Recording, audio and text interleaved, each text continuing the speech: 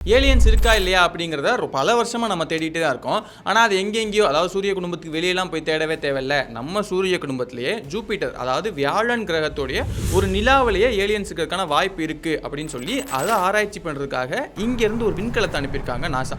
இப்போது இந்த வியாழன் கோளில் இப்போ வரைக்கும் அதை சுற்றி ஒரு 100க்கும் அதிகமான நிலாக்கள் இருக்கிறத கண்டுபிடிச்சிருக்காங்க. இன்னும் அதிகமாக ஆராய்ச்சி பண்ண அதிகமான நிலாக்கள் இருக்கும் அப்படிங்கிற மாதிரி தான் அவங்களும் சொல்கிறாங்க. இப்போ இவ்வளோ நிலாக்களை கண்டுபிடிச்சிருக்காங்கல்ல, ஆனால் முதல்ல வியாழன் கோளை சுற்றி நிலாக்கள் இருக்குது அப்படிங்கறத டெலஸ்கோப் மூலமா பார்த்து சொன்னது யாரு அப்படின்னு பார்த்தோம்னா 1610 கலீலியோ கலிலி அவர் தான் முறையா வியாழன் கோளை சுற்றி ஒரு 4 நிலாக்கள் சுற்றி வந்துகிட்டே இருக்கு அப்படிங்கிறத டெலஸ்கோப் மூலமா ரெக்கார்ட் பண்ணி அதை அஃபிஷியலாகவும் வெளியே சொல்றாரு. அதுக்கப்புறமா தான் நிறைய பேருக்கு இந்த விஷயத்தை பற்றி தெரிய வருது.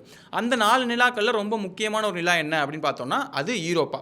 இப்போதான் யூரோப்பா ரொம்ப முக்கியமான நிலாவை பார்க்கப்படுது. ஆனால் அவர் கண்டுபிடிச்ச, அதாவது 400 வருஷத்துக்கு முன்னாடி யூரோப்பா என்ன, அது ஒரு நார்மலான நிலா தானே, பூமிக்கு எப்படி ஒரு நிலா இருக்கோ அதே மாதிரி வியாழன் கோளுக்கும் ஒரு நிலா இருக்கு, அதுலேயும் மேடு பள்ளமாக தான் இருக்க போகுது அப்படிங்கிற மாதிரி தான் நினச்சிக்கிட்டு இருந்தாங்க. ஆனால் 1979 இது எல்லாமே தலைகீழாக மாறுது. ஏன்னா அந்த காலகட்டத்தில் தான் ஓயேஜர் 1 ஓயேஜர் 2 கூடிய 2 விண்கலமுமே வியாழன் கோளை நோக்கி போகுது. அப்படி போகும்போது அந்த வியாழன் கோளை சுற்றிட்டு இருக்கக்கூடிய இந்த யூரோப்பாங்க கூடிய நிலவையுமே அது ஃபோட்டோ எடுத்து நம்ம பூமிக்கு அனுப்புது. அந்த ஃபோட்டோவை பார்த்த சயின்டிஸ்ட்க்கு எல்லாமே ஒரே ஷாக். அவங்க என்ன நினச்சிட்டு இருந்தாங்கன்னா, நம்ம நிலாவில் எப்படி மேடு பள்ளம் இருக்கோ அதே மாதிரி நிறைய மேடு பள்ளங்கள் இந்த யூரோப்பாங்க கூடிய இந்த நிலவுலையும் இருக்கும் அப்படின்னு நம்பிட்டு இருந்தாங்க. ஆனால் அங்கே அவ்வளோவா மேடு பள்ளங்கள் இல்லை. அது பார்க்குறதுக்கு யாரோ சப்பாத்தி உருண்டையை நல்லா பிடிச்சு வச்ச மாதிரி ரொம்ப ஸ்மூத்தாக நிறைய இடங்கள்ல இருந்துச்சு. அங்கங்கே ஐஸ் கிராக் மட்டும் இருந்துச்சு. இந்த நிலாவோட வயசு பார்த்தீங்கன்னா கிட்டத்தட்ட 4.5 கோடி வருஷம் ஆகுது. எத்தனை கோடி வருஷத்தில் அந்த நிலா மேலே நிறைய விண்கள் மோதி இருக்கணும். அப்படி விண்கள் மோதி இருந்துச்சுன்னா அந்த இடங்களில் நிறைய பள்ளங்கள் உருவாகிருக்கணும்.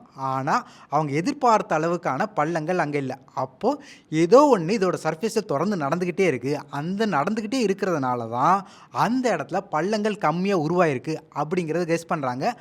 ஆனால் அவங்களால என்ன நடந்திருக்குங்கிறத சரியாக யூகிக்க முடியல. ஏன்னா இந்த ஓயேஜர் 1ம் ஓயேஜர் 2ம் இந்த நிலாவை பற்றி ரிசர்ச் பண்ணுறதுக்கான அனுப்பப்பட்ட ஸ்பேஸ் கிராஃப்ட் இல்லை.